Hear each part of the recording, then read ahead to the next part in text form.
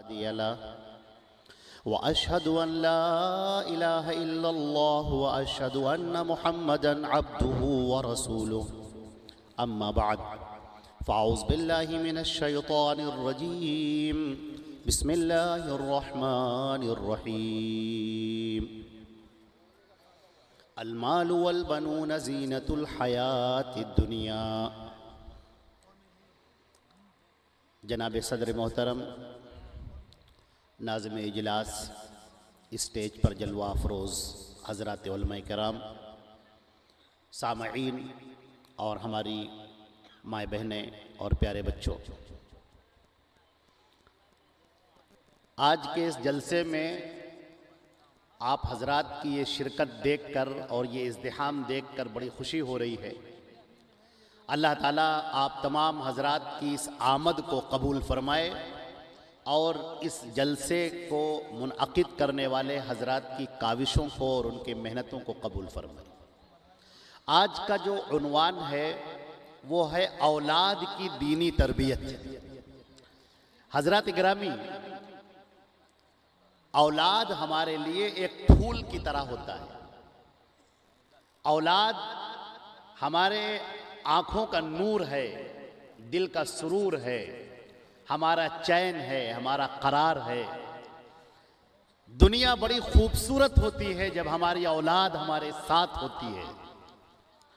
آپ ذرا تصور کر کے دیکھیں، اس شخص کو دیکھیں جو اولاد سے محروم ہے، جس کا دل چاہتا ہے کہ جو اس کا اپنا بچہ ہو، جسے وہ سینے سے لگائے، اس کی انگلی پکڑ کر وہ چلے۔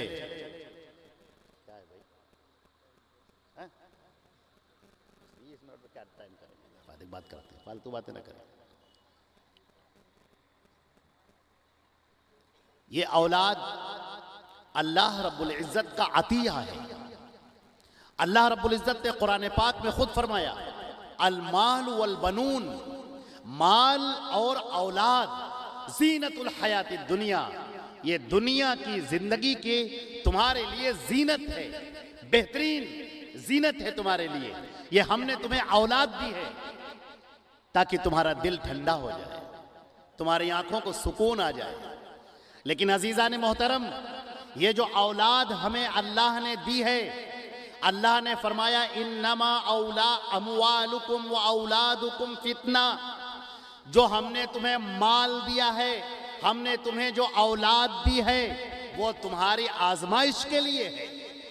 ہم تمہیں آزمائیں گے، ہم دیکھیں گے کہ تم نے اپنی اولاد کی تربیت کیسے کی، ہم دیکھیں گے کہ ہم نے تمہیں اولاد سے نوازا، کتنوں کو ہم نے بے اولاد رکھا، کتنے ترستے رہے، بلکتے رہے، روتے رہے کہ ہمیں اولاد مل جائے، لیکن ہم نے انہیں اولاد نہیں دی۔ یہب لمن یشاء اناثا، اللہ جسے چاہتا ہے لڑکا دیتا ہے، جسے چاہتا ہے لڑکی دیتا ہے، جسے چاہتا ہے دونوں دیتا ہے، جسے چاہتا ہے محروم رکھتا ہے۔ اللہ فرماتا ہے یہ ہم نے اس لیے کیا ہے تاکہ ہم تمہیں آزمائیں، اور قیامت کے دن ہم تم سے سوال کریں گے، ہم تم سے سوال کریں گے کہ تم نے اپنی اولاد کی تربیت کیسے کی۔ ہمیں قرآن پاک کے اندر سیدنا یعقوب علیہ السلام کا ذکر ملتا ہے۔ حضرت یعقوب علیہ السلام کی وفات کا وقت جب قریب آیا اور انہیں یہ اندازہ ہوا کہ اب ہمیں اس دنیا سے جانا ہے، تو قرآن پاک نے اس کا کیا ہی عجب انداز میں تذکرہ کیا ہے اور کیا نقشہ کھینچا ہے۔ قرآن پاک نے کہا ام کنتم شہداء اذ حضر یعقوب الموت، کیا تمہیں پتا ہے کہ جس وقت یعقوب کے پاس وہ موت کا فرشتہ آیا، موت کا وقت قریب آیا، اذ قال لبنیہ ما تعبدون من بعدی، انہوں نے اپنی اولاد کو جمع کیا، اپنے بیٹوں کو، اپنے پوتوں کو، اپنی پوتیوں کو، اپنے نواسوں کو جمع کیا سب کو، اور کہنے لگے یہ بتاؤ، مجھے یہ بتاؤ کہ میرے جانے کے بعد تم کس کی عبادت کرو گے، مجھے بتاؤ۔ مرض الموت میں ہے سیدنا یعقوب علیہ السلام، پوری زندگی جن کی بیتی ہے اللہ کی توحید کو بیان کرنے میں، بندوں کو اللہ سے جوڑنے میں، اب موت کا آخری وقت ہے، وہ گویا کہ یوں کہنا چاہتے ہیں مجھے بتاؤ، مجھے سکون دے، مجھے قرار دو، قبر میں میری پیٹھ نہ لگے گی جب تک کہ تم مجھے صحیح جواب نہ دو گے. صحیح بتاؤ میرے جانے کے بعد تم عبادت کس کی کرو گے؟ قالوا نعبد الہک و الہ آبائک ابراہیم و اسماعیل و اسحاق الہا واحدا. انہوں نے کہا کہ ہم عبادت کریں گے، ایک اللہ کی عبادت کریں گے جو آپ کا رب ہے، ابراہیم کا، اسماعیل کا، اسحاق کا، ایک اللہ کی ہم عبادت کریں گے. یہ اللہ رب العزت نے ہمارے سامنے نبی کا یہ تذکرہ اس لیے فرمایا ہے تاکہ ہم یہ اچھی طرح سے جان لیں کہ ہم اپنی اولاد کی تربیت کیسے کر رہے ہیں. اولاد کی تربیت بڑی ضروری ہے. میں نے آنگن میں کھلا رکھے ہیں خوش رنگ گلاب، میں نے آنگن میں کھلا رکھے ہیں خوش رنگ گلاب، دینے والے میرے ان پھولوں کو خوشبو دے دے. اگر اولاد بگڑ جائے تو ماں باپ کا چین و قرار رخصت ہو جاتا ہے. مجھے ایک واقعہ یاد آتا ہے اس تربیت پر. ایک باپ سیدنا امیر المؤمنین عمر بن الخطاب رضی اللہ تعالیٰ عنہ کے سامنے آیا اور شکایت کرنے لگا کہ اے امیر المومنین، میرا بیٹا میرے ساتھ اچھا سلوک نہیں کرتا، ذرا آپ نصیحت کر دیجئے. آپ خلیفۃ المسلمین ہیں، امیر المومنین ہیں، آپ کی بات کا بڑا اثر ہو جائے گا، ذرا نصیحت کر دیجئے. حضرت عمر کا دربار اور وہاں پر شکوہ کیا جائے. حکم دیا گیا کہ اس بیٹے کو حاضر کرو. چنانچہ ان صاحب کا وہ بیٹا حضرت امیر المؤمنین سیدنا عمر الفاروق رضی اللہ تعالیٰ عنہ کے دربار میں حاضر کیا گیا. حضرت عمر رضی اللہ تعالیٰ عنہ نے کہا کہ کیا بات ہے، تم اپنے باپ کے ساتھ اچھا سلوک نہیں کرتے؟ یا میں کیا سن رہا ہوں؟ میری خلافت میں تمہیں اتنی جرت ہو گئی کہ تم اپنے باپ کے ساتھ اچھا سلوک نہ کرو، کیا بات ہے؟ اس نے کہا امیر المومنین میں کچھ عرض کرنا چاہتا ہوں. آپ نے کہا بتاؤ کیا کہنا ہے؟ کہنے لگا امیر المومنین مجھے یہ بتائیے کہ میرے حقوق تو میرے باپ کے اوپر بہت زیادہ ہے، کیا ان باپ کے اوپر بھی میرا کچھ حق ہے؟ کیا ان کی بھی کچھ ذمہ داری ہے؟ حضرت عمر رضی اللہ تعالیٰ عنہ نے کہا بالکل. ایک باپ کی ذمہ داری یہ ہے کہ وہ ماں کا اچھا انتخاب کرے، اولاد کا بہترین نام رکھے اور اچھی تعلیم اور تربیت کرے. وہ کہنے لگا امیر المومنین تو پھر سن لیجئے کہ میرے باپ نے جو شادی کی وہ ایک مجوسیہ سے کی تھی، وہ ایک باندی تھی، اور میرا جو نام رکھا وہ جعل رکھا، جس کے معنی ہوتے گبریلا، جو گوبر ہوتا ہے اس کے اندر جو کیڑا پایا جاتا ہے کالا کالا، وہ میرا نام رکھا ہے گبریلا. اور تعلیم کے نام پر مجھے بھیج دیا اونٹوں اور بکریوں کے ساتھ میں انہی چرواہوں کے ساتھ میں پورا دن گزارتا ہوں صبح سے شام تک. تو انہوں نے تو میرا کوئی حق نہ ادا کیا. حضرت عمر فاروق رضی اللہ تعالیٰ عنہ نے کہا کہ یہ بات ہے. اس سے کہا کہ اب تم شکایت کرتے ہو، جب تمہارے اوپر ذمہ داری تھی تو تم نے حق نہ ادا کیا، اور اب میرے پاس شکایتیں لے کر آتے ہو، اٹھو اور نکلو یہاں سے. عزیزان محترم، حضرت عمر فاروق رضی اللہ تعالیٰ عنہ نے سکھا دی کہ تربیت کیسے ہوتی ہے. تربیت آج کل ہم اپنے بچوں کو دیکھتے ہیں کہ وہ بگڑے جا رہے ہیں، ہاتھ سے نکلے جا رہے ہیں، ہم اپنا سر پیٹ رہے ہیں. کیا بتائیں، یہ تو میری بات ہی نہیں سنتا. کیا بتائیں، ہم اسے کچھ کہتے تو سنتا ہی نہیں. میرے عزیزو، تربیت تو شروع ہوتی ہے ماں کے انتخاب سے. اگر تم شادی کرنے جا رہے ہو تو دیندار عورت دیکھو.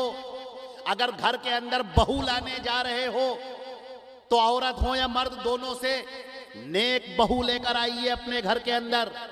تم حسن دیکھتے ہو، جمال دیکھتے ہو، دولت دیکھتے ہو، پراپرٹی دیکھتے ہو، حسب و نسب دیکھتے ہو، اور نہیں دیکھتے ہو تو دینداری نہیں دیکھتے.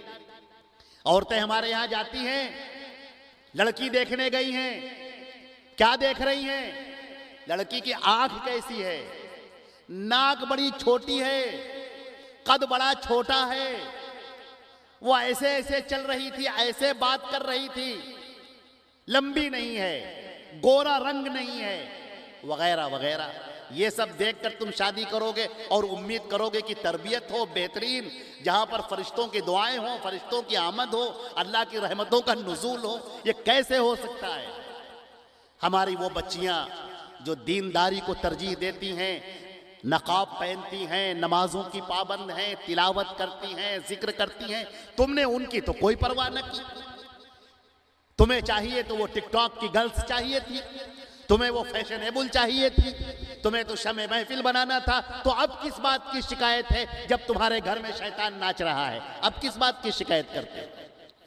اللہ کے نبی صلی اللہ علیہ وسلم نے فرمایا دنیا متاع، یہ دنیا ساز و سامان ہے، اور اس میں وہ خیر المتاع المرأة الصالحہ، نیک عورت یہاں کا بہترین سامان ہے۔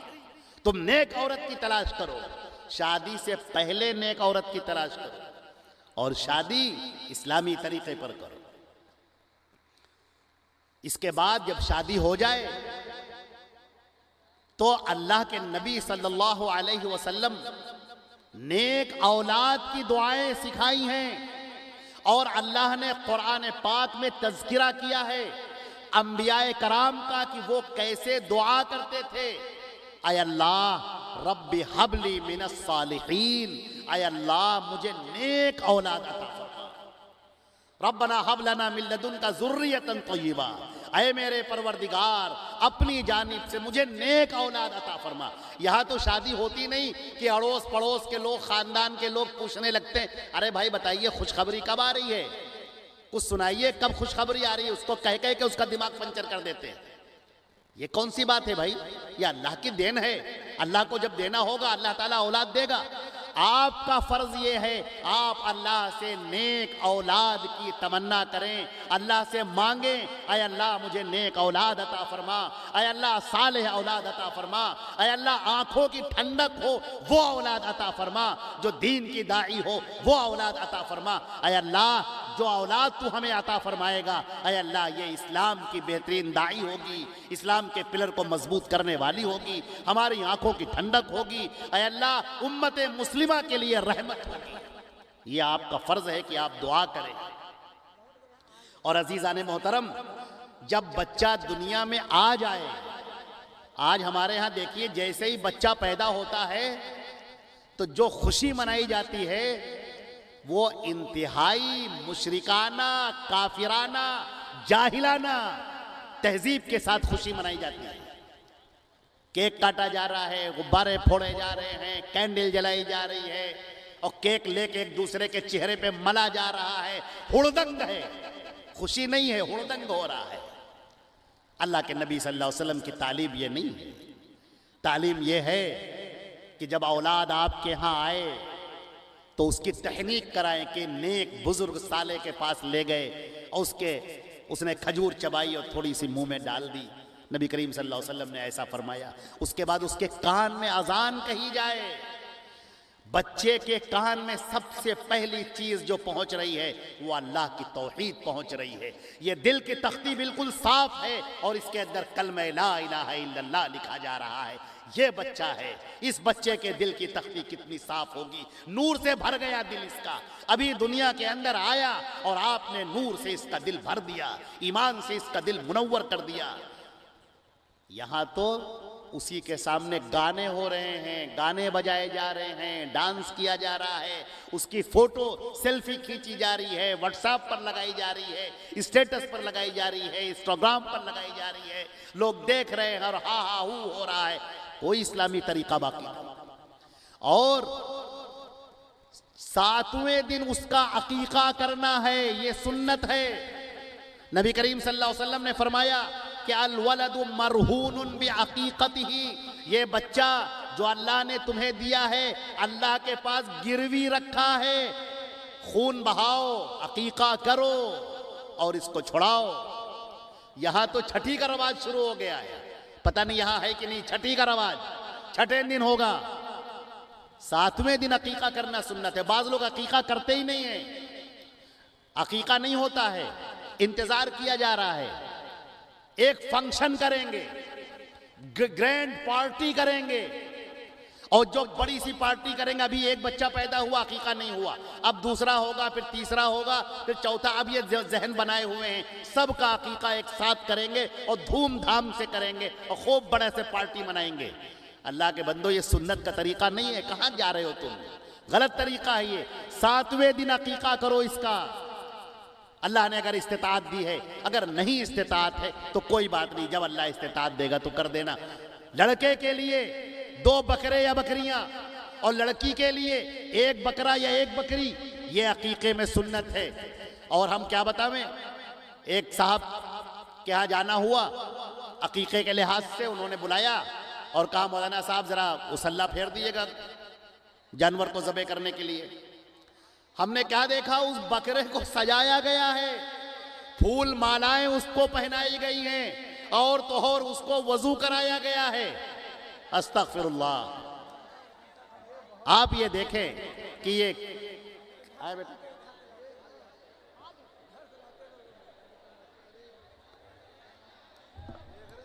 حضرات گرامی، آپ یہ دیکھیں کہ یہ طریقہ انتہائی غلط ہے کہ آپ نبی کا طریقہ چھوڑ کر، اللہ کے نبی صلی اللہ علیہ وسلم کا جو طریقہ ہے عقیقے کا، اس طریقے کو چھوڑ کر آپ نے غیروں کا طریقہ اپنا لیا، غلط طریقہ اپنا لیا۔ 7ویں دن عقیقہ کرنا ہے، اس کے سر کے بال اتارنے ہیں اور اس کا اچھا سا نام رکھنا ہے۔ اب آپ یہ بھی دیکھ لیجئے کہ ناموں کے اندر بھی لوگ بڑا فیشن اختیار کرتے ہیں، صحیح نام نہیں رکھتے ہیں۔ ہر آدمی چاہتا ہے یونیک نام ہونا چاہیے۔ حدیث شریف کے اندر آتا ہے کہ کل قیامت کے دن اس بچے کو نام سے پکارا جائے گا، لہٰذا اپنے بچے کا نام اچھا سا رکھو، اچھا نام رکھو اپنے اس بچے کا، عمدہ نام رکھو۔ آج کل جو نام رکھے جا رہے ہیں وہ انبیاء کے ناموں پر نہیں رکھے جا رہے، انبیاء کرام کے نام پر، صحابہ کرام کے نام پر، یا بچیاں ہیں تو صحابیات کے ناموں پر ان کے نام رکھے جائیں۔ لیکن ہر آدمی کیا چاہتا ہے کہ نام ہم یونیک رکھیں۔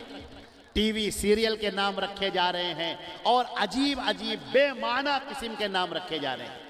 عزیزان محترم، یہ طریقہ تو بالکل درست نہیں۔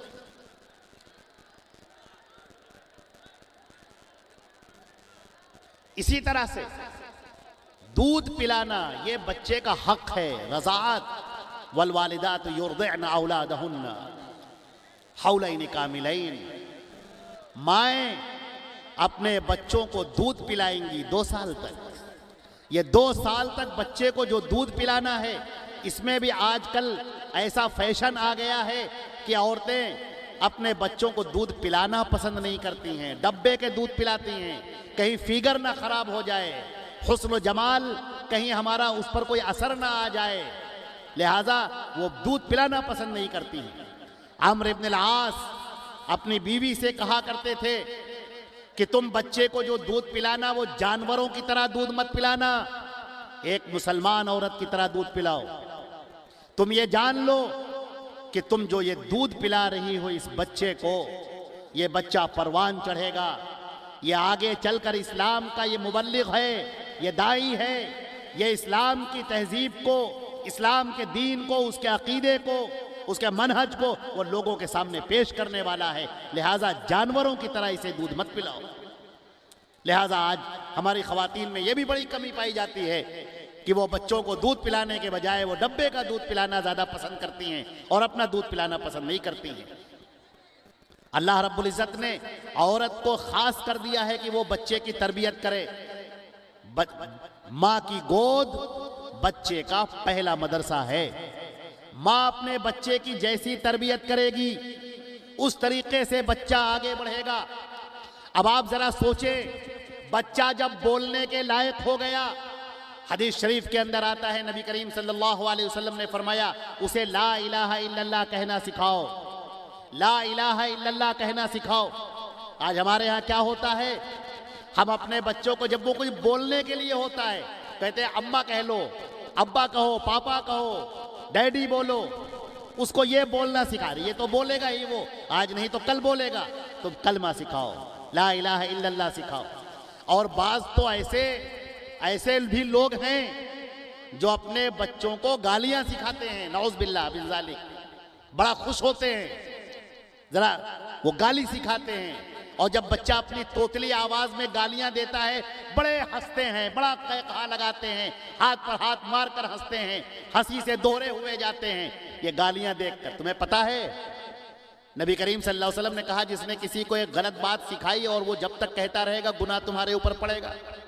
اچھی چیز تو تم سکھا نہ پائے، اب یہی بچہ جب بڑا ہو کر تم کو گالیاں دے گا تب پھر بڑا افسوس ہوگا تمہیں، تب تم غضبناک ہوگے، تب تم غصے میں ہوگے، جب سکھانے کا وقت تھا تو تم نے سکھایا نہیں، اور جب اب افسوس کرنے کا کیا فائدہ ہے۔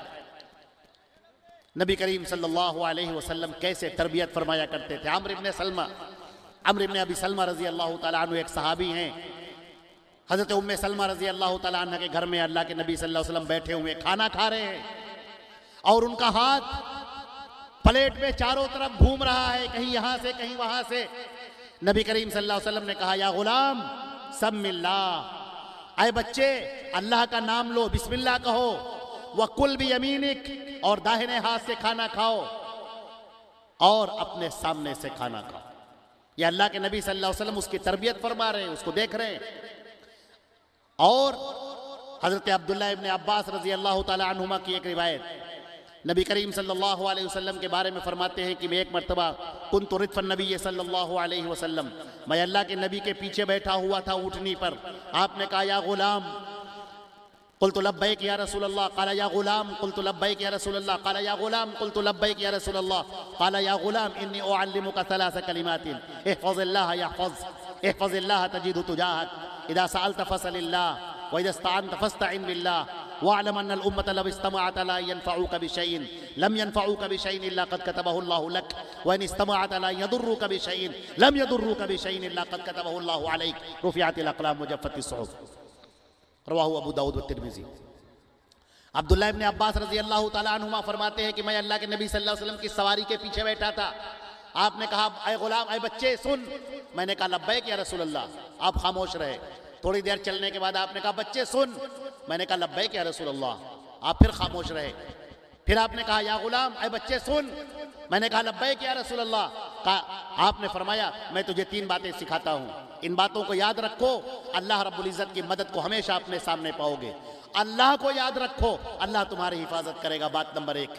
اور دوسری بات، یہ بات یاد رکھو کہ ساری دنیا کے لوگ اگر مل کر تمہیں کچھ فائدہ پہنچانا چاہیں تو فائدہ نہیں پہنچا سکتے، اور ساری دنیا کے لوگ مل کر تمہیں کچھ نقصان پہنچانا چاہیں تو نقصان نہیں پہنچا سکتے، سوائے یہ کہ اللہ نے تمہاری تقدیر میں لکھ دیا ہو۔ اور تیسری بات، اذا سألت فاسأل اللہ، کچھ مانگنا تو اللہ سے مانگنا، مدد چاہنا تو صرف اللہ سے مدد چاہنا، باقی کسی سے نہیں۔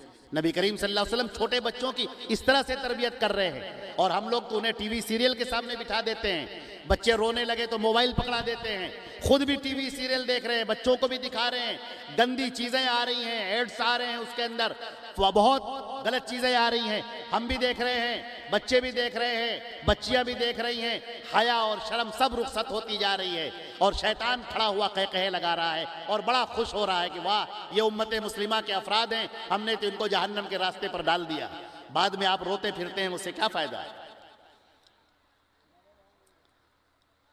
ایک اور روایت پڑھتے ہیں، نبی کریم صلی اللہ علیہ وسلم نے فرمایا کہ جب تمہارے بچے 7 سال کے ہو جائیں، مروا اولادکم بالصلاۃ، جب بچہ 7 سال کا ہو جائے تو نماز کا حکم دو، اور اگر نماز نہ پڑھے اور 10 سال کا ہو جائے تو اسے مارو، اور بستر کو الگ کر دو، الگ الگ لٹانا شروع کر دو، ایک ساتھ ایک رضائی میں ایک لحاف میں یہ لٹانا درست نہیں، بچوں کو الگ کرو، یہ نبی کریم صلی اللہ علیہ وسلم کی تعلیم ہے۔